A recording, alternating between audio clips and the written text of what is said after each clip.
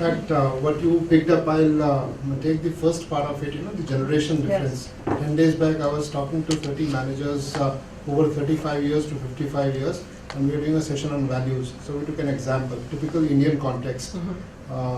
These managers, 35 to 55 years, when they were small, when they were young kids, and if their dad asked them to tell the guy on the phone that I'm not at home, these guys had conflict between two values. One was respecting father, respecting elders, and second was truthfulness. And the choice was clear. I'm sure all of us know the choice. And now, the generation of the same, these guys, their kids, now if the same situation, they tell their kid that, tell the guy on the phone that I'm not home, even that choice is clear with the young generation. Yeah. Now that's a conflict. Now that's a dynamic. Now these are the set of managers who are 35 to 55 years old, and they have this challenge at home. They can't expect their child to tell a lie. Not only this, they also see their child always on Google, WhatsApp and Facebook. They see the earplugs on. They are calling out for them by name, and without realizing that he is not even listening to me. He is in the other room. So they are suffering at home.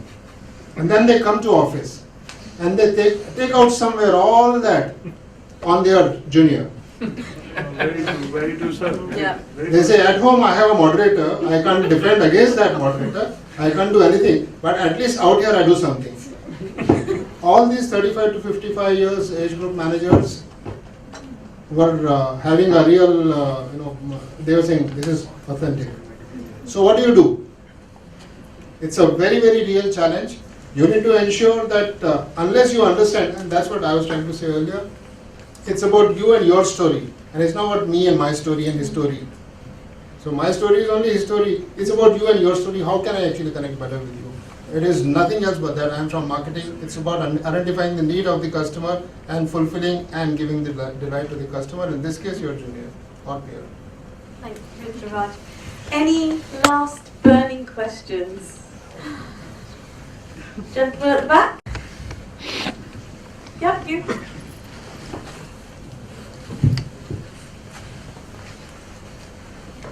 And then we'll have the lady, and then we'll have Ron. And if we can keep to the responses. Hi, my name is Surya. I'm also part of Pattern Global, based in Singapore. We also have a consultancy here in Mumbai. So this question is actually to anybody in the panel. I constantly grapple with this idea of creating hunger in people. And most of you would be familiar with this because obviously sales is part of that whole function.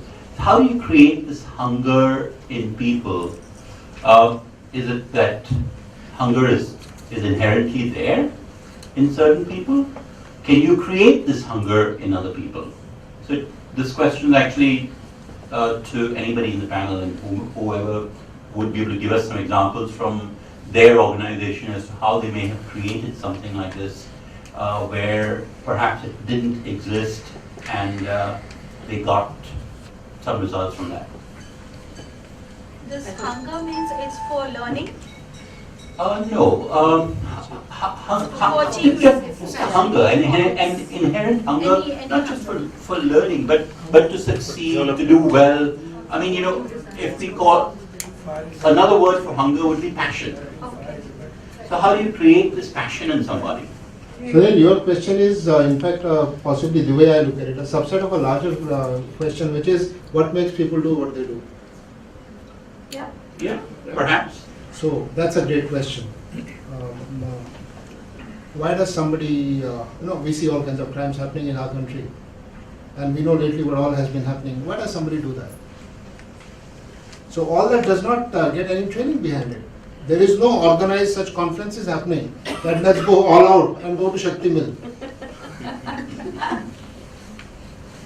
It has set us thinking, and we have realized all these negative things that happen and similarly positive things are either coming from environment or coming from opportunity. So in a very positive sense, can we create environment in the organization Can we create opportunity in the organization? So these are not interchangeable words. For example, environment meaning that can I encourage my people, those who are working in the field, those who are working on shop floor, to suggest, to make a suggestion about the way we can improve the way we are working, faster, better, cheaper, whatever. Can we then reward that suggestion? Can we track the suggestion for its implementation and impact? And can we reward that suggestion? I am speaking just the tip of the iceberg. It's a very, very comprehensive, detailed out suggestion scheme. In 1 year, we collect 3,000 suggestions in manufacturing shop floor. And out of that, some whatever number, 52 or whatever, get rewarded to the tune of lakhs of thousands of rupees, etc. So, and this needs to happen on an ongoing basis and not as a flavor of the season. So that's where we are trying to find some answer in terms of providing the necessary environment, giving them an opportunity that here you are closest to your job. If you won't suggest, who else will suggest? The continuous improvement model. So it's not always going to be Lean Six Sigma at the organization-wide level. It is also very much possible to do employee onboards. What do I think? How can I do my job better? For example, as simple as how could we have done this panel better? You know, what is my thought? Who better than all of us to really, think about it rather than somebody out there called R.L. Bhatia who will get some feedback from her and then he'll decide what to be done next time. Thank you, it's great. Yeah, so one way of doing it is, in fact, you can gamify. So that's what we have done in our organization. At a junior most level, at an engineer level, there are leaderboards put out. Every day an engineer walks in to his workstation. He or she gets to see the leaderboard and where they stand on the leaderboard. And the leaderboard is based on the KPI, the defects you have created in the code, all that stuff. Now what happens is, there is this cycle which kicks in of personal excellence. I don't really want to be seen in the bottom 5. I always want to be at least in the middle, if not on the top. So that kicks in, and that's a kick cycle. There are people who keep continuously striving to get onto the top of the leaderboard. And this is transparent. Everybody gets to see it. So is this something that you just incentivize? There is no direct incentive. It is just the need to be on the top. It is just that.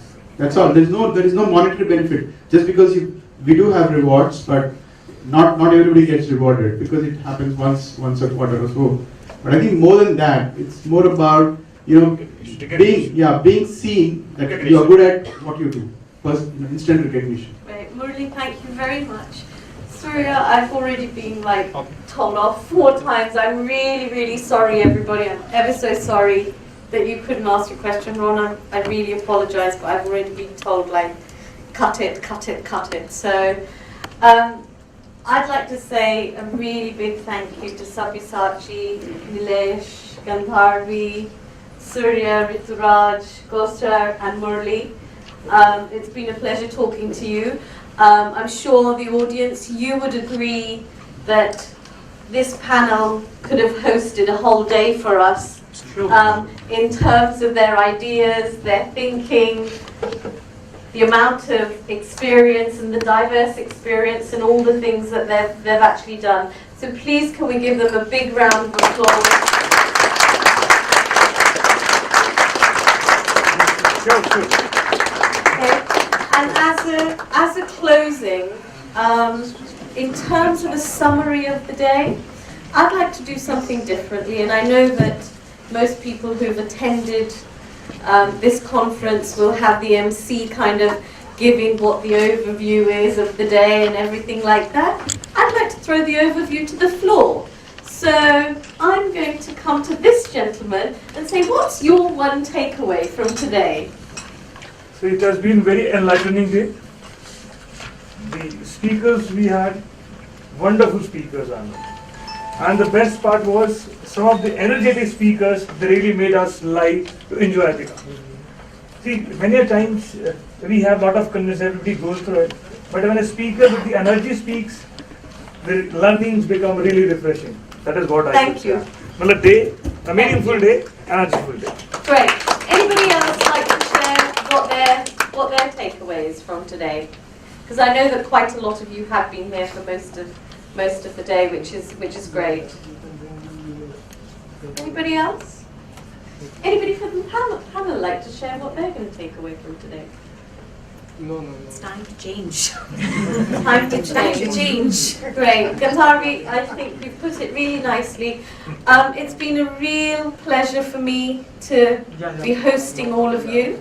And I do apologize that I've had to be really strict on time, because I know that there would have been lots more deeper conversations that could have taken place in this room today. I hope that everybody will get a chance to interact, to network, and explore the different areas that you've wanted to.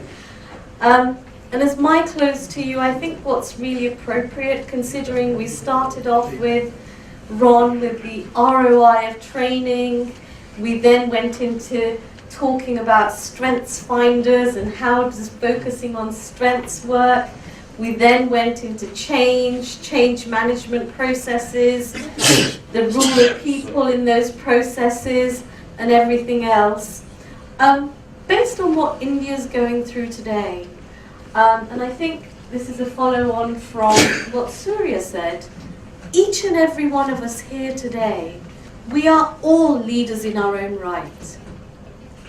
Each and every one of us. It doesn't matter what our name card says, how young we are, how old we are, how much experience we have, how much experience we don't have. But we are leaders in our own right.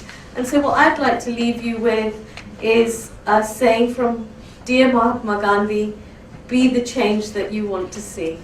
Thank you very much and have a lovely rest of the evening. One last word, please.